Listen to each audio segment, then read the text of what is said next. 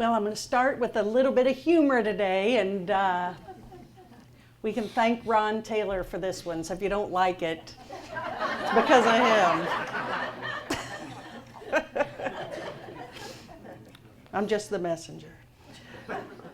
One day, on a golf course, Ralph accidentally overturned his golf cart. A very attractive woman who lived on the villa on the golf course heard the noise, came out to her balcony and yelled out to him, "Hey, are you okay?" "I'm fine, thanks," Ralph said.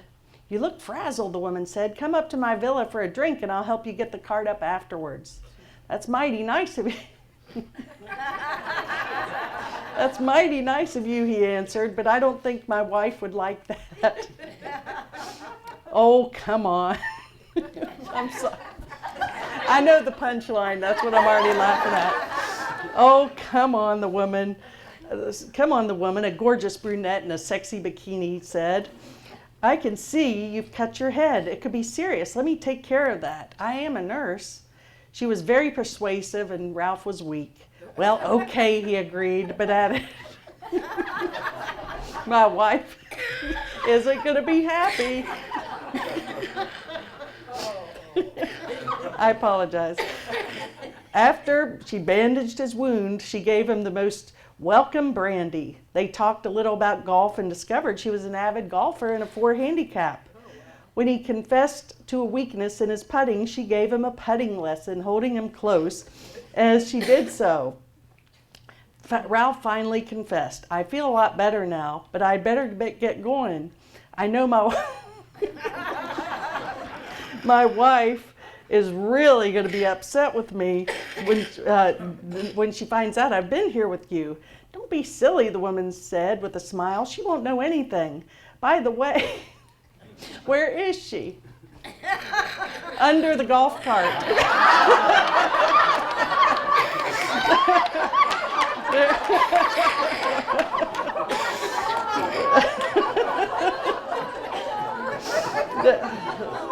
Okay, Ron.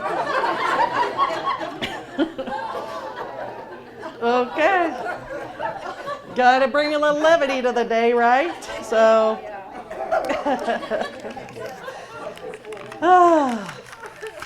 well, so today, the past couple of weeks, we had Palm Sunday and we had Easter, and the talks were, more geared towards Holy Week, and rightfully so. And so today, we were kind of all just coming off of that great Beatles concert and thought we'd just sort of do a little lighter type of service today, obviously starting with that joke.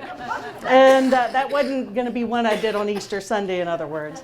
But anyway, let me move away from this just a little. Did anyone in here see the movie We Are Marshall? Oh, okay. Well, that was a story, and I'm not going to go into that too much at all. But it was about the Marshall plane crash back in 1970, which the entire football team and many of the boosters were killed, and it was a wonderful movie. Well, that was in my hometown of Huntington, and I was only 9 years old when it happened, but I will never forget that day. It was really, it was one of those experiences you'll never forget, let's just put it that way.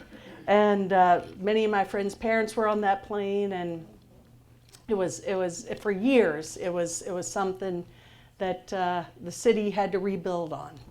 But anyway, when you go to a Marshall football game, the reason they called it We Are Marshall is because they have this little mantra they do at all the games, and it's like they start, "We are," and everyone says, "We are," and then Marshall, and they do that, and it's like they're building on that momentum. So I was thinking, well, guess what? We are Namaste.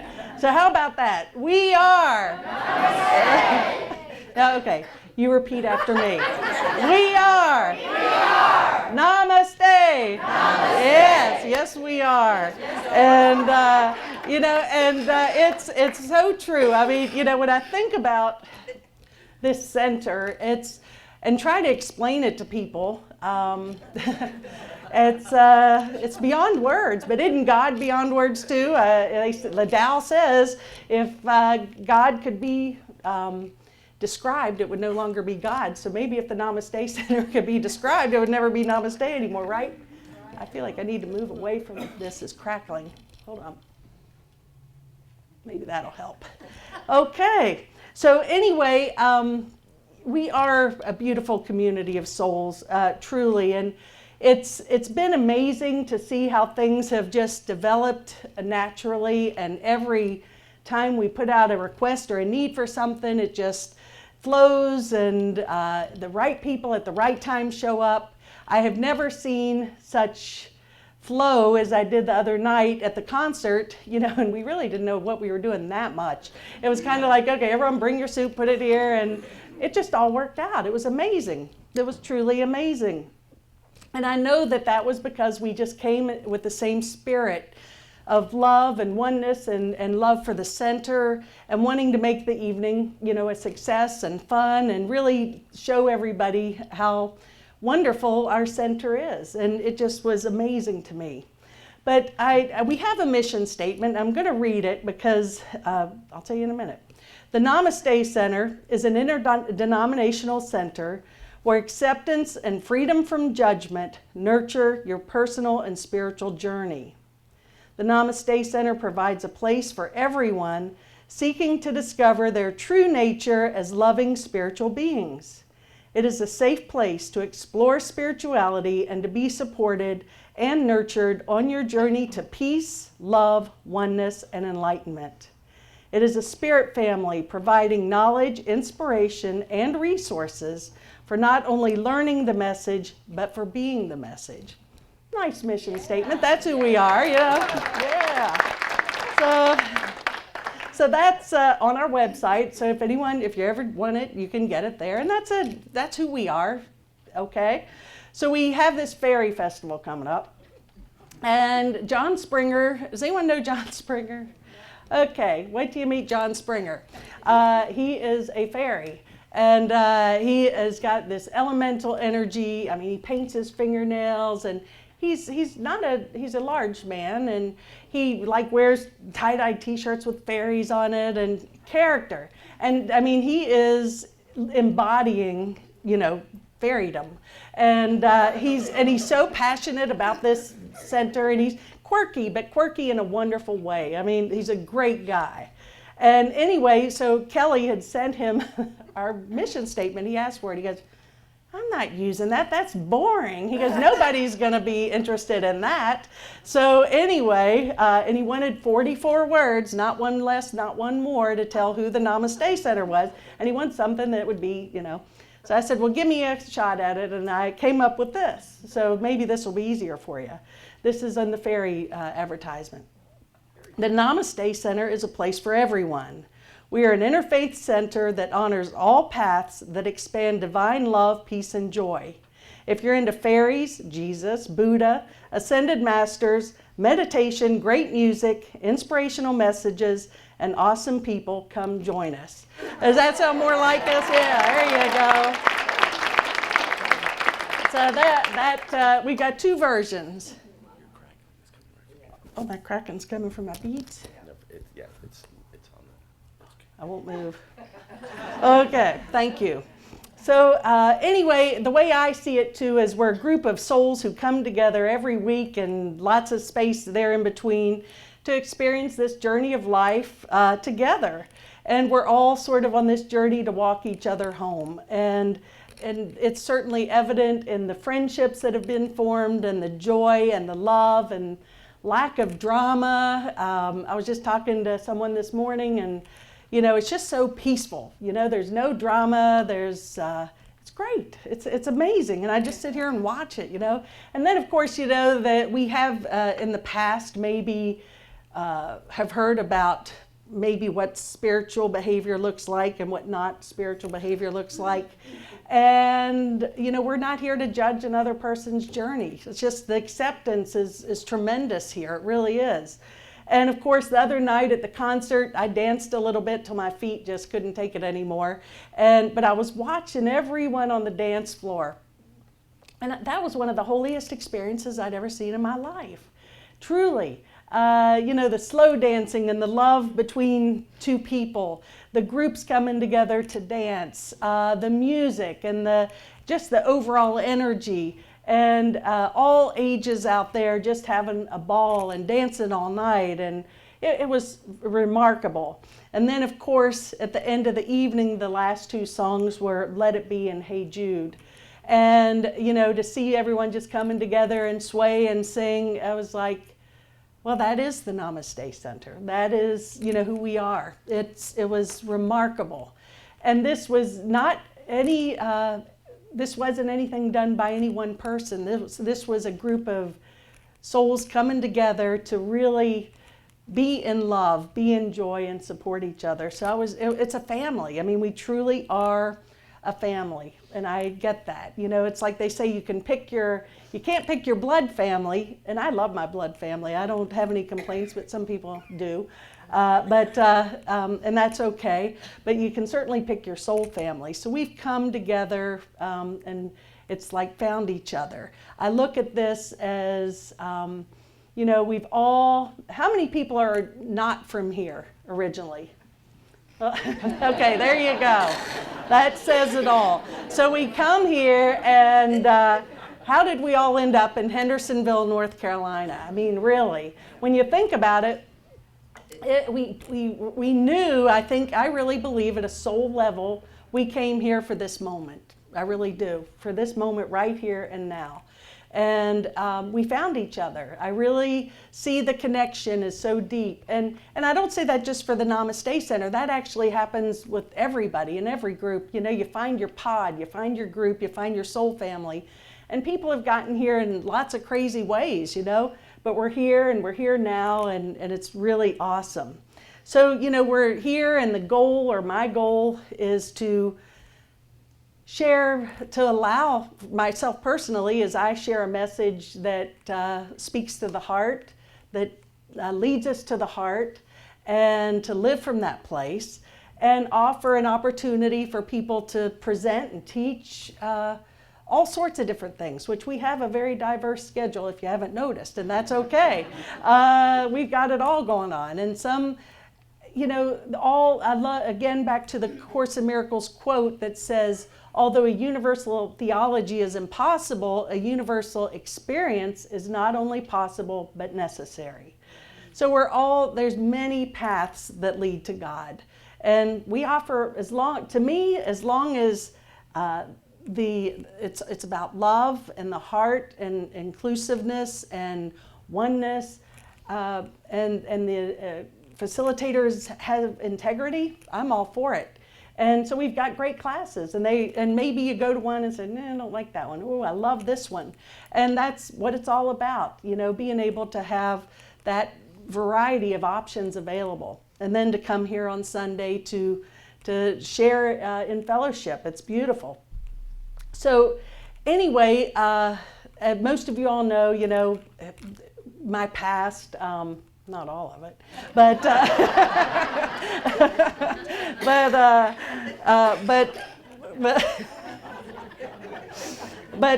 anyway, that I grew up in West Virginia. I started playing golf at age 7. I knew first time like they say that, when you see that ball just fly, it's like addicting. And of course, with my addictive behavior, I became a golf addict, and I knew I was going to be a golf pro, and I was, and that served me very well, and I loved it. And but that ended, and this opened up for me, and I had enough sense to listen to the voice that was guiding me to this. I think all the experiences that we all have led us to this perfect moment and will lead us to the next one. I'm pretty stubborn. By that, now Ellen says, no, you're not. But anyway, I'm fairly stubborn. But in that, it's in the sense I really won't compromise on what I believe to be the right thing. for me, it's God's, and by that, what am I teaching here? What am I stubborn about? That it's God's way, not my way. And I'm willing to just put it all out there, and I have no attachment to the outcome. I've really been able to let go of that, and I'm so grateful because God's led me to, or Spirit, or the universe, whatever you want to call it, has led me down a greater path than I could have ever imagined. So there's no compromise on that one. No one will convince me otherwise. I think we need integrity, and by integrity, the greatest sense of integrity is walking our talk, living, being the example, not just talking about it. And I see that here with everybody. People are just so open-hearted and non-judgmental and selfless and giving, and that's integrity. And of course, being, integrity with just our actions in day-to-day life, business, and those sorts of things. Also, I think we need to understand that, and I know we do, that there is enough for everyone in this universe. We buy into this belief that there's only this many resources, and if someone gets this much of it, then that means there's that much less for me. And that's not true at all. The universe is abundant. It's just continually building upon itself. So there's no limit to what the universe offers us except in between here. So we have to be open to say, I'm a child of Spirit, a child of love, a child of God, and all my needs are met and exceeded. And know that, because it's true. That is the truth. So, and we're all here for each other, all for one and one for all, in other words. We begin to realize that we have a role in each other's lives, and I see that genuine outpour of support and caring and love for each other, which is amazing. The Dalai Lama, we talked about this last week in the Course in Miracles, simple statement, which is what is love, and that is the absence of judgment. So it's all love. The only thing that makes something not love is that I've chosen to judge it. I've chosen to keep that situation or that person separate. And the only way that can happen is if I've judged it. If I was seeing it through the eyes of love or non-judgment, life would be so much more spectacular. And I know we're having glimpses of that too. And as we're moving forward with this beautiful new center. We've got some plans here now. We've got the land. And I have, as I've said many times, I have no idea who's going to pay for this, except it doesn't matter. I don't have to know. And I just know it's happening. Spirit has not led us this far to not allow this to unfold. And so it's going to be exciting to see, we'll just see how it all happens. But this is truly a center that's in the hands of God, and this center and the building center. And so it's a great adventure. And life is so much more fun, I think, when we do that. And it's in perfect timing, and it will be even better than we can imagine. Of course, Richard has a lot, and I don't want to spill too many beans and talk about this. He's got a lot of experience in lots of cool things architecturally. And this place is going to be, let's just say, energetically charged. That's all I can say. You'll probably walk in the door and just, it's going to be awesome. Yeah, so it's, so it's really important how the lines are laid out and the everything. And he can talk to you more technically about that in the future, but I just can't even imagine how cool it's going to be. And I'm looking so forward to, one thing that we miss here, or I miss particularly, because I don't know if you know this about me. If I wasn't doing this, I would have a restaurant. I love to cook. And I don't cook by recipes. I just pull out food and throw it in there and whatever comes of it. I love cooking and sharing meals.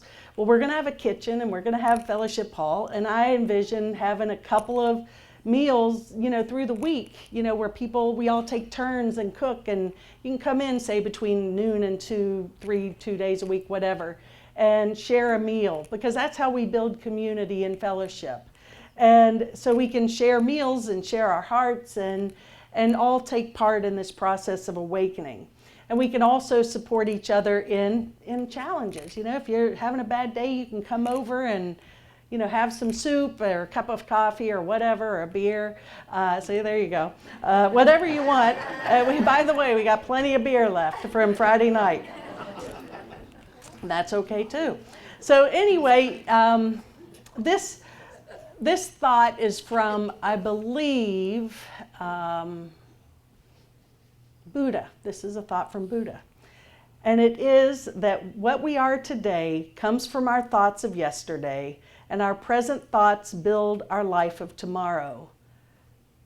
Our lives are the creations of our mind, or our lives are the creations of our mind. And so the thoughts we have in this moment are carrying us forward.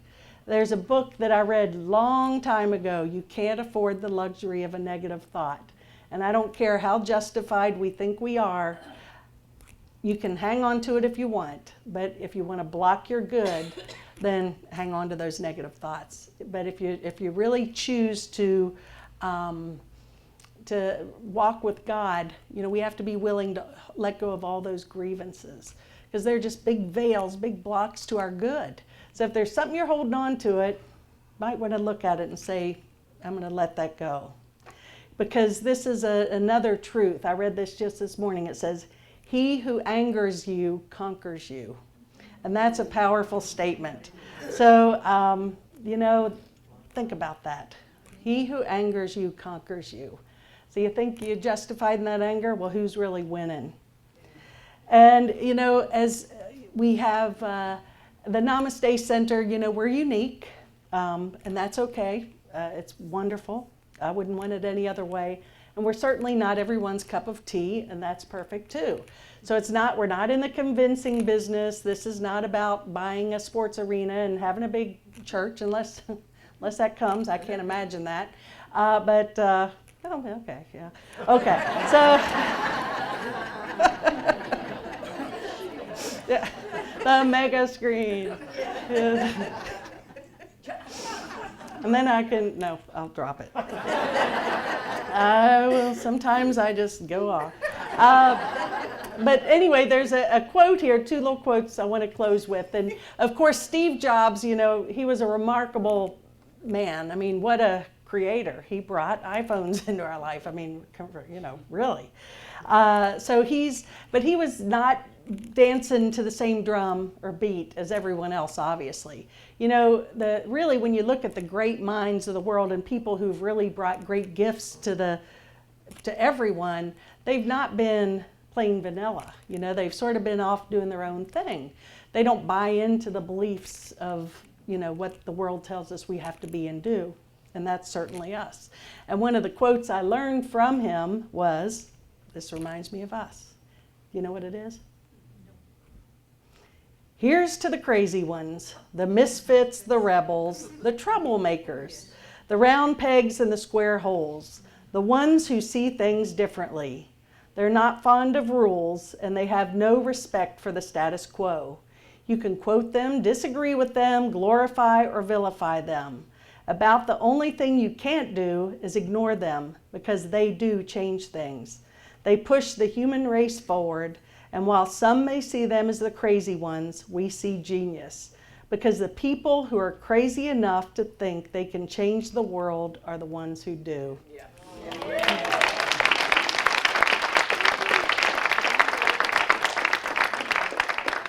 So, to my fellow crazies, right?